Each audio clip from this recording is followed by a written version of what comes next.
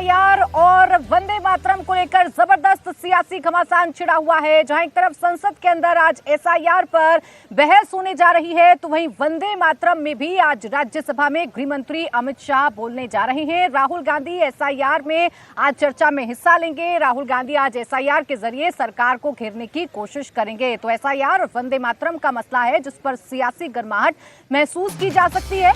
बड़ी खबर यह है कि दोपहर 1 बजे राज्यसभा में गृह मंत्री अमित शाह वंदे मातरम पर बोलने जा रहे हैं और थोड़ी ही देर में लोकसभा में एसआईआर पर चर्चा शुरू होने जा रही है। लोकसभा में राहुल गांधी आज एसआईआर पर बोलेंगे, एसआईआर पर अपना पक्ष रखेंगे। तो वहीं वंदे मातरम की अगर बात करें तो आज राज्यसभा में गृह मंत्री अमित शाह बोलेंगे। कल वंदे मातरम पर लोकसभा में लंबी चर्चा हुई जिसकी शुरुआत प्रधानमंत्री नरेंद्र मोदी ने की। विपक्ष के तमाम नेताओं ने भी खड़े होकर बोला और उसे सीधे सीधे बंगाल चुनाव से जोड़कर सरकार पर हमला बोलने की कोशिश की। तो वहीं दूसरी तरफ वंदे मातरम पर मुस्लिम स्कॉलर्स, मुस्लिम नेताओं के जिस तरीके के बयान सामने आ रहे हैं उसको लेकर भी कई सवाल हैं जो खड़े हो रहे हैं। दूसरी तरफ आज एसआईआर का मुद्दा सदन के अंदर गूंजने वाला है। ये वो मुद्दा है जिसको लेकर विपक्ष सरकार पर हमलावर है, जिसको लेकर संसद की कार्यवाही लगातार हंगामे की भेंट चढ़ी। आज फाइनली उस मुद्दे पर सदन के अंदर चर्चा होने जा रही है और आज राहुल गांधी विपक्ष की तरफ से मोर्चा संभालने जा रहे हैं। आज राहुल गांधी विपक्ष की तरफ से एसआईआर के मुद्दे पर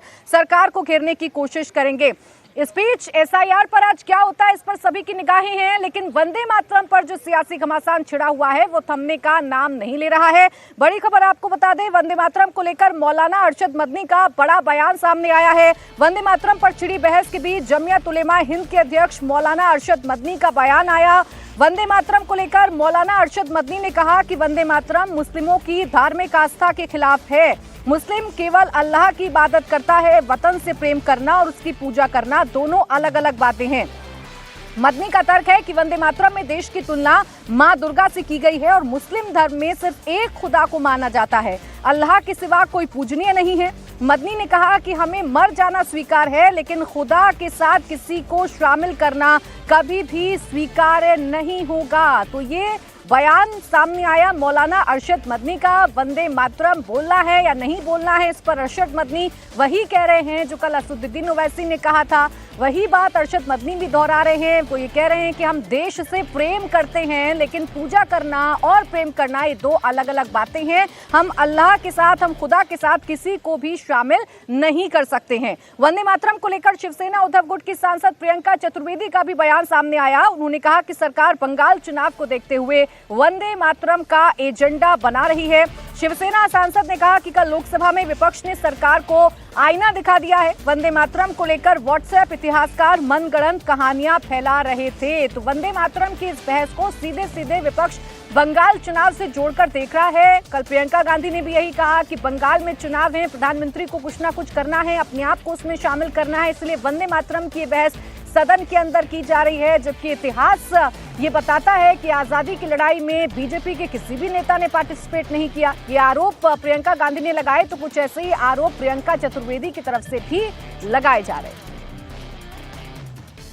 क्या आपको लगता है जिस तरह के आरोप प्रधानमंत्री की तरफ से भी लगाए गए कि उस राष्ट्रगीत को काट दिया गया, तमाम तरह के आरोप लगाए गए, कांग्रेस ने उसका जवाब दिया, इन तमाम चीज़ों को लेकर आप क्या कहेंगे? मुझे लगता है जो विपक्ष ने जवाब दिए हैं और विपक्ष ने इतिहास का एक अच्छा चैप्टर वो व्हाट्सएप इतिहासकारों को जो सिखाया है, जो मनगढ़ंत कहानियां बनाकर, जो मनगढ़ंत एक अपना एजेंडा चलाकर उन्होंने सोचा था कि उनसे वेस्ट बंगाल चुनाव में उनको किसी तरीके की मदद मिलेगी, उसको उजागर करने का काम किया है।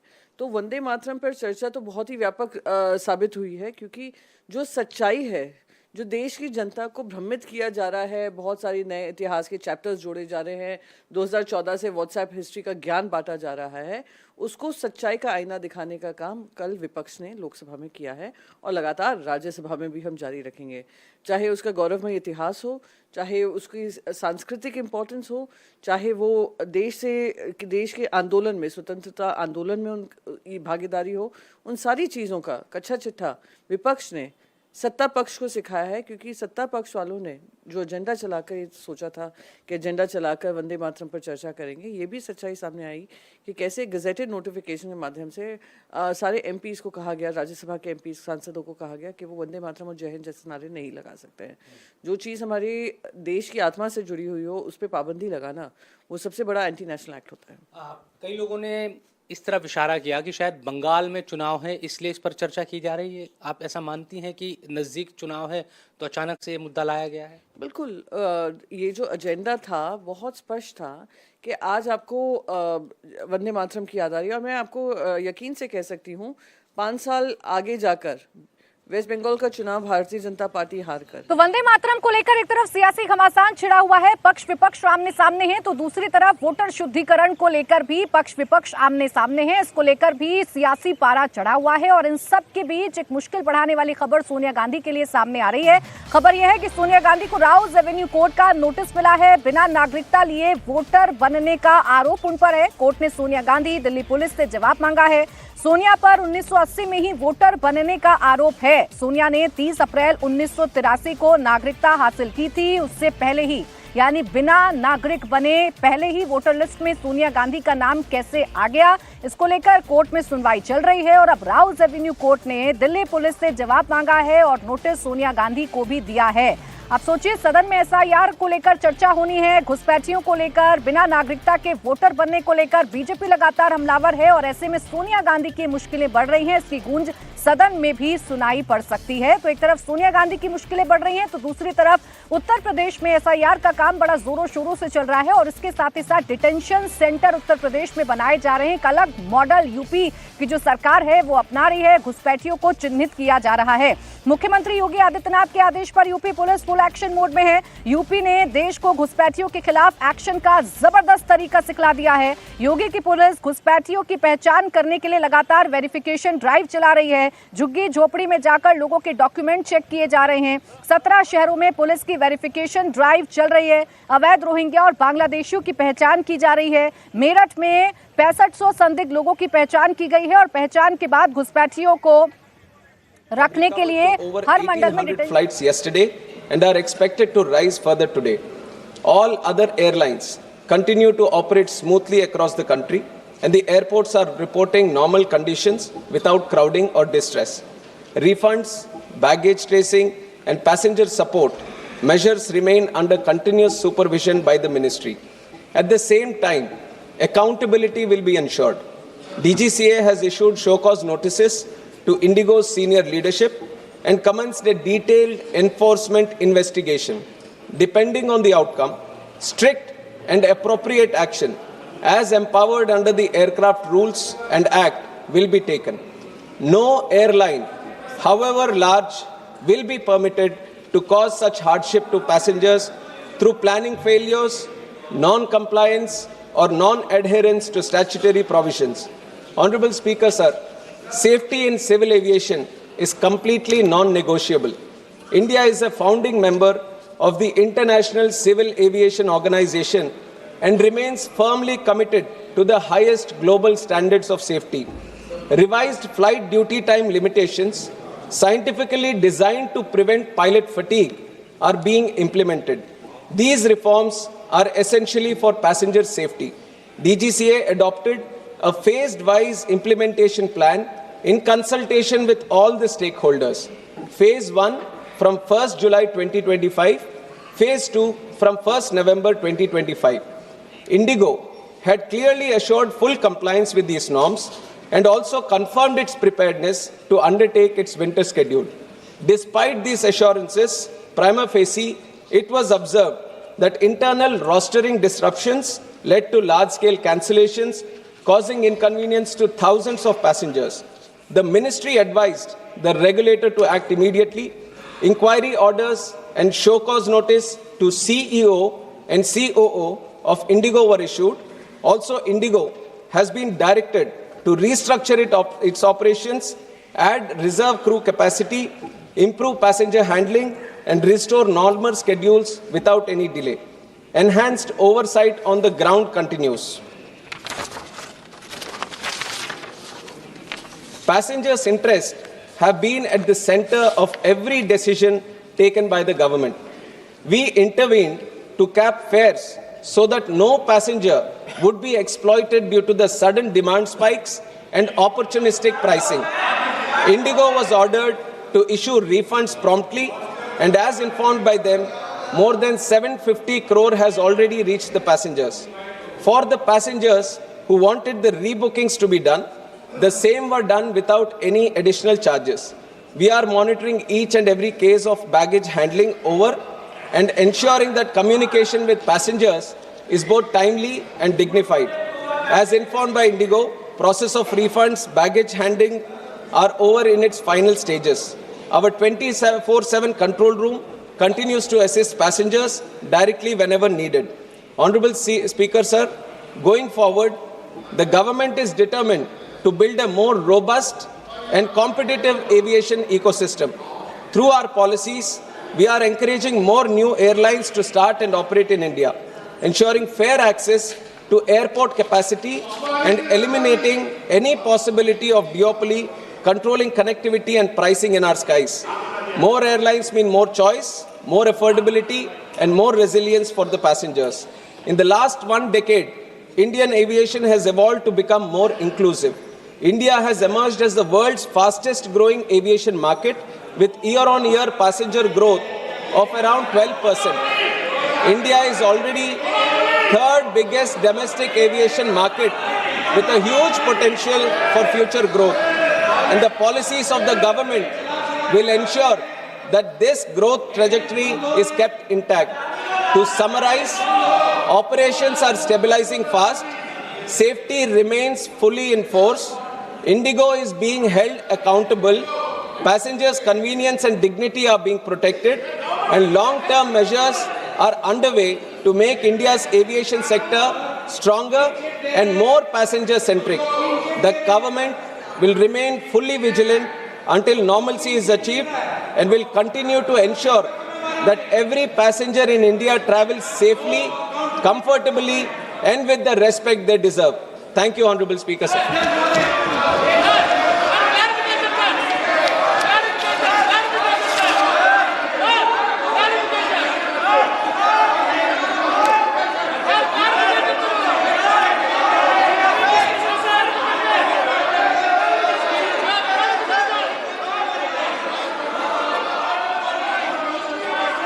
देखिए, बड़ा जरूरी था कि सरकार की तरफ से सदन में ये जवाब दिया जाए कि आखिरकार इंडिगो के खिलाफ क्या कार्रवाई हो रही है। बीते कई दिनों से यात्रियों को जो परेशानी का सामना करना पड़ रहा है, उसका क्या उपाय। स्थिति को स्पष्ट किया है,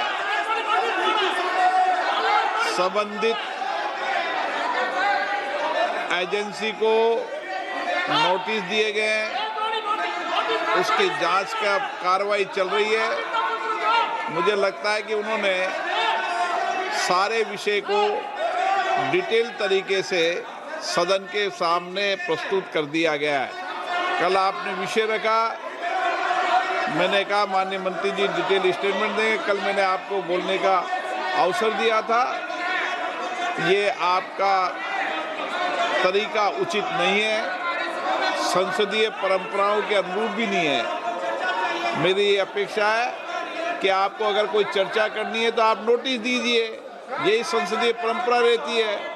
आप बिना नोटिस दिए ही करें। कल आपने कहा मंत्री जी ने डिटेल स्टेटमेंट दे दिया, सारी स्थिति को स्पष्ट कर दिया गया। Item number 19 Shri Kiren Rijiju ji. Sir, I rise to move the following, that this House do agree with the 12th report of the Business Advisory Committee presented to the House on 8 December 2025. प्रश्न है कि ये सभा 8 दिसंबर 2025 को सभा में तो देखिए, एक तरफ सिविल एविएशन मिनिस्टर ने खड़े होकर जवाब दिया है इंडिगो पर क्या कार्रवाई की जा रही है। ये civil aviation minister Rammohan Naidu की तरफ से बताया गया है। यात्रियों की सुरक्षा के साथ किसी भी तरीके से समझौता नहीं किया जाएगा, ये सरकार की तरफ से बता दिया गया है। इंडिगो के खिलाफ लगातार एक्शन लिए जा रहे हैं, 5% की कटौती की जा रही है। ये तमाम बातें हैं जो संसद के अंदर आज रखी गई हैं। कल विपक्ष ने मुद्दा उठाया था, आज मंत्री ने जवाब दिया है। इसके बाद भी लोकसभा के अंदर जबरदस्त हंगामा देखने को मिला है। लेकिन देवेंद्र, ये बड़ा जरूरी था। जिन यात्रियों को परेशानी हो रही थी, जो यात्री लगातार सवाल पूछ रहे थे, परेशान थे, आज उनको सरकार की तरफ से जवाब दिया भी गया है और अब कार्रवाई होती हुई नजर भी आ रही है इंडिगो पर। हाँ बिल्कुल प्राची, और पिछले 2-3 दिनों में ही देखें तो लगातार उसमें एक के बाद एक एक्शन लिए जा रहे थे कि कैसे इस क्राइसिस से पहली बात तो उसमें राहत दिया जाए, दूसरी चीज़ की आगे के लिए आपके पास क्या एक्शन लेना चाहिए, वो भी एक पूरा प्लान तैयार हो रहा है कि कैसे इंडिगो, लगभग 60% हम सभी जानते हैं कि जो एविएशन सेक्टर है उसमें इंडिगो की मोनोपोली है। उस कंडीशन में इस तरह के क्राइसिस में कैसे किया जाए। और एक चीज़ तो एकदम क्लियर है कि जो सेफ्टी नॉर्म्स जिसमें दिया गया उसमें ढिलाई तात्कालिक तौर पे थोड़ी बहुत जो भी राहत नजर आ रही है उसमें कोई ढिलाई दी नहीं जाएगी। और जब प्रधानमंत्री नरेंद्र मोदी ने आज एनडीए की बैठक में इस बात को कहा तो भले ही उन्होंने इंडिगो का नाम नहीं लिया, लेकिन समझा जा सकता है कि इसी बैकग्राउंड में था कि कोई भी रिफॉर्म ये नहीं होना चाहिए कि उससे आम आदमी को परेशानी हो। उसको सुनिश्चित करना बहुत ज़रूरी है कि आम आदमी को किसी प्रकार की दिक्कत ना हो। तो ऐसे कंडीशन में निश्चित तौर पर आगे आने वाले दिनों में और ज़्यादा असर दिखेगा आपको एविएशन सेक्टर को। सरकार ने सख्ती जो है वो शुरू कर दी है। इस बीच देखिए, संसद में आज एसआईआर पर चर्चा होनी है और चर्चा अब शुरू ही होने वाली है। सीधा आपको संसद की कार्यवाही में विचार रखेंगे, अनुभव रखेंगे और किस तरीके से हम चुनाव सुधार में अपना सुधार के लिए जो भी सहयोग दे सकते हैं, जो विचार व्यक्त कर सकते हैं, अपने अभिव्यक्त को व्यक्त करेंगे। लेकिन हमारी कोशिश होनी चाहिए कि हमारी जो लोकतंत्र की संवैधानिक संस्थाएं हैं उन पर आरोप प्रत्यारोप से हमें बचकर चुनाव सुधारों पर ही चर्चा करना चाहिए, ऐसा मेरा आग्रह है। श्री मनीष तिवारी जी। अध्यक्ष महोदय, आपका बहुत बहुत धन्यवाद कि इस अति महत्वपूर्ण चर्चा को आरंभ करने का आपने मुझे ये अवसर प्रदान किया है। भारतीय राष्ट्रीय कांग्रेस के नेतृत्व में जब स्वाधीनता का संग्राम लड़ा गया तो उसके दो बुनियादी लक्ष्य थे। सबसे पहला लक्ष्य कि भारत को आज़ाद करवाया जाए और दूसरा कि भारत को एक लोकतांत्रिक रूप के देश के रूप में परिवर्तित करके लोगों की जो आशाएं और आकांक्षाएं हैं उनके स्वरूप उन्हें सरकार बनाने का मौका दिया जाए।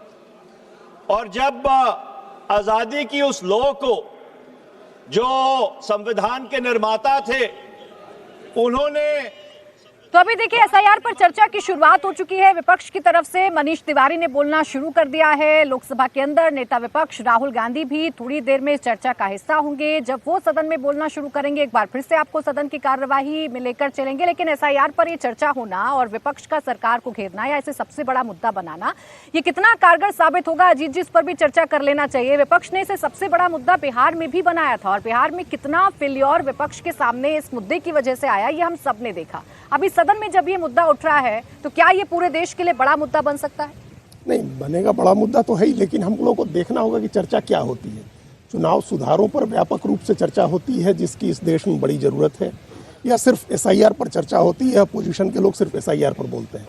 एसआईआर पर भी बोलते हैं तो क्या बोलते हैं? सिर्फ एक कंसर्न है मेरा, सिर्फ एक कंसर्न कि चुनाव आयोग बिहार में उसके पास कम समय था, चुनाव होने थे तो 1 महीने में कराया। ये चुनाव आयोग के पास जिन राज्यों में समय है वहाँ समय देना चाहिए। इसके अलावा दूसरा कोई कंसर्न नहीं होना चाहिए है। ये बहुत ज़रूरी है कि मृत लोगों के नाम मतदाता सूची से हटाए जाएं, जिनके नाम एक से ज़्यादा जगह पर हैं उनके नाम हटाए जाएं, जो लोग परमानेंटली शिफ्ट कर गए हैं उनके नाम हटाए जाएं। ये 3 क्राइटेरिया है, ये 3 श्रेणियाँ हैं, इनमें नाम हटाए जाएँ। अब वो 1 महीने में ही हटाए जाएँ ये ज़रूरी नहीं है। अभी आप देखिए, जैसे आपने पूरे देश में बढ़ाया 1 हफ्ते, पहले 4 दिसंबर को ख़त्म होना था, वो हुआ 11 दिसंबर को होगा, और उसको 1 हफ्ते केरल में और बढ़ाया गया। तो जब आप किस्तों में बढ़ा रहे हैं, एक एक हफ्ते हर राज्य में एक एक हफ्ते बढ़ा दिया, सब हर राज्य में, फिर केरल में एक हफ्ते और बढ़ा दिया, तो एक ही बार में अगर आपके पास समय था 2 महीने का समय देते, जो सुप्रीम कोर्ट ने कहा कि अतिरिक्त मैन पावर मुहैया कराइए ताकि बीएलओज के ऊपर प्रेशर नहीं बने कि ये हार्ट अटैक होने की स्थिति बन जाए या आत्महत्या करने की नौबत आ जाए या उनका जीवन ऐसे प्रभावित हो जाए कि एक बीएलओ की शादी होने वाली थी और शादी के लिए आप छुट्टी नहीं दे, तो अतिरिक्त मैन पावर आप डिप्लॉय करें। इसके अलावा इसमें दूसरी कोई बात ऐसी नहीं है जो चर्चा के लायक है। चुनाव आयोग कर रहा है वो बहुत सही कर रहा है, नाम हटने चाहिए, मतदाता सूची का शुद्धिकरण होना चाहिए है, लेकिन वही है कि इसमें थोड़ा अतिरिक्त समय देना चाहिए है। और बाकी मुद्दे तो सुप्रीम कोर्ट ने सेटल कर दिए, आधार एक्सेप्ट करिए, कोई एक दूसरा दस्तावेज उसके साथ दीजिए, वो करिए। इसके अलावा इसमें दूसरा क्या मुद्दा है? नहीं, ये तो आपका कंसर्न है, लेकिन विपक्ष का कंसर्न तो कुछ और ही नजर आता है। विपक्ष के जितने नेताओं को भी अवधेश जी हम सुनते हैं, चाहे राहुल गांधी हो चाहे अखिलेश यादव हो, वो तो सीधा सीधा ये कोट करते हैं कि हमारी जो विधानसभा है या जहां हमारे वोटर्स हैं वहां जानबूझकर हमारे वोटर्स को काटा जा रहा है, अल्पसंख्यक दलितों की जो वोट हैं वो काटे जा रहे हैं। क्या यही पॉइंटर्स आज सदन में राहुल गांधी की तरफ से उठाए जाएंगे या जो वाकई में कंसर्न है जो अजीत जी ने कहा उस पर भी ध्यान देगा विपक्ष? नहीं, Rahul Gandhi syndrome of politics जो है वो पहले तेजस्वी यादव के साथ था, अखिलेश जी भी उसी दिशा में चल रहे हैं। समाजवादी पार्टी एक प्रेस कॉन्फ्रेंस करके 500,000, 2,000, 5,000 लोगों को ले आया, उनकी बड़ी पार्टी है कि कैसे अगर कट रहा है तो गलत है? बिल्कुल नहीं। कोई भी जेन्युइन मतदाता, 3 श्रेणियां जो अभी अजीत जी ने बताया, मैं पुनरावृत्ति नहीं करूंगा, उसके अलावा एक श्रेणी संदिग्ध मतदाताओं की है, उसके कारण असम में जो है आगे खींचा गया है। इसके अलावा कोई भी जेन्युइन मतदाता का नाम अगर नहीं रहता है तो ये तो देश के संविधान और कानून व्यवस्था से लेके चुनाव आयोग और हम सब पर प्रश्न चिन्ह उसके पक्ष में कौन होगा। लेकिन एसआईआर के मुद्दा बनाने का अर्थ जो है वो केवल एसआईआर नहीं है। राहुल गांधी जी और विपक्ष लंबे समय से एक वातावरण बना रहा है कि जब से प्रधानमंत्री नरेंद्र मोदी की सरकार आई है, देश की सारी संवैधानिक संस्थाओं पर इन्होंने कब्जा किया हुआ है, अन्य संस्थाएं इनके हाथों में है, पूरे प्रशासन पर इनका दबाव है और इस देश में लोकतांत्रिक संवैधानिक तरीके से कोई भी काम नहीं हो रहा है। तो ये उस एजेंडे का भाग है जिस एजेंडे पर भारत के अंदर जो राहुल जी ने कहा कि जेनजी इसको संभालेगा, जो बांग्लादेश में, पाकिस्तान, जो बांग्लादेश में या जो नेपाल में हुआ, जो श्रीलंका में हो, वो कैसे भारत में आए और दुनिया में भारत की ये बदनामी हो भैया यहाँ डेमोक्रेसी नहीं, तो उसका अंग है और वो आपको आज संसद में भी इसको सुनाई देगा। एटम बम फोड़ चुके हैं, हाइड्रोजन बम फोड़ चुके हैं, आज संसद में क्या नई बात राहुल गांधी करेंगे, क्या सबूत रखेंगे, क्या सच बताएंगे, कौन सी नई लाइन एसआईआर को लेकर तय करेंगे, इस पर तो हमारी निगाहें बनी रहेंगी।